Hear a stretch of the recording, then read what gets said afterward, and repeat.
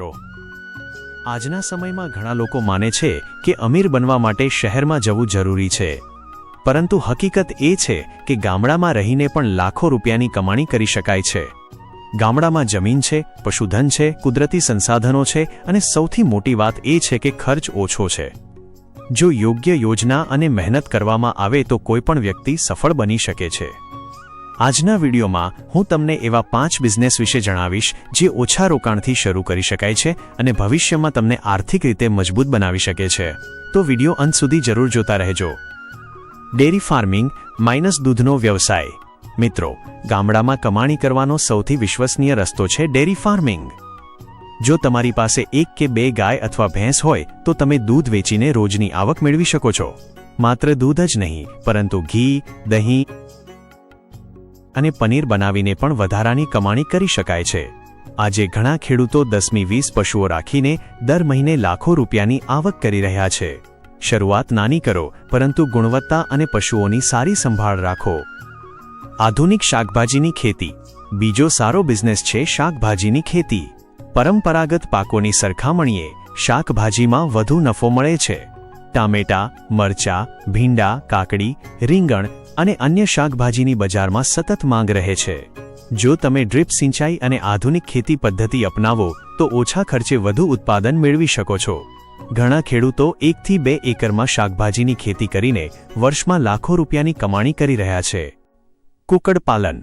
ત્રીજો વ્યવસાય છે કુક્કડપાલન. આ બિઝનેસ ઓછા રોકાણથી શરૂ થઈ શકે છે. તમે 50 અથવા 100 કૂકડાથી શરૂઆત કરી શકો છો. ઈંડા અને માંસ બંનેની બજારમાં સારી માંગ રહે છે. યોગ્ય ખોરાક અને સંભાળ રાખવાથી થોડા મહિનામાં સારો નફો મળી શકે છે. ગામડામાં આ વ્યવસાય ઝડપથી વધારી શકાય છે. મધમાખી પાલન. ચોથો વ્યવસાય છે મધમાખી પાલન.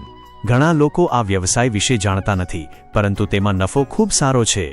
મધની માંગ ભારતમાં જ નહીં, પરંતુ વિદેશોમાં પણ છે. ઓછા ખર્ચે મધમાખીના બોક્સ ખરીદીને શરૂઆત કરી શકાય છે. મધ વેચવા ઉપરાંત મીણમાંથી પણ કમાણી થઈ શકે છે. સરકારી યોજનાઓ હેઠળ ઘણી વખત સહાય પણ મળે છે. યુટ્યુબ અને સોશિયલ મીડિયા.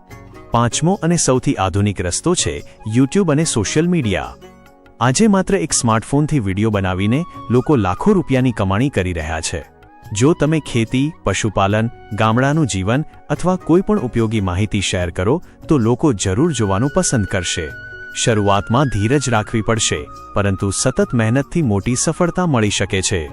યુટ્યુબ, ફેસબુક અને ઇન્સ્ટાગ્રામ દ્વારા જાહેરાતો અને બ્રાન્ડ પ્રમોશનથી કમાણી થઈ શકે છે. અંતિમ સંદેશ. મિત્રો, અમીર બનવાનો કોઈ શોર્ટકટ નથી. મહેનત, ધીરજ અને યોગ્ય યોજના જ સફળતાની ચાવી છે. ગામડામાં રહીને પણ મોટી સફળતા મેળવી શકાય છે. બસ શરૂઆત કરવાની હિંમત હોવી જોઈએ. તમને આ 5 બિઝનેસમાંથી કયો સૌથી સારો લાગ્યો? કોમેન્ટમાં જરૂર જણાવો. વિડીયો ગમ્યો હોય તો લાઇક, શેર અને ચેનલ સબસ્ક્રાઇબ કરવાનું ભૂલશો નહીં. ધન્યવાદ.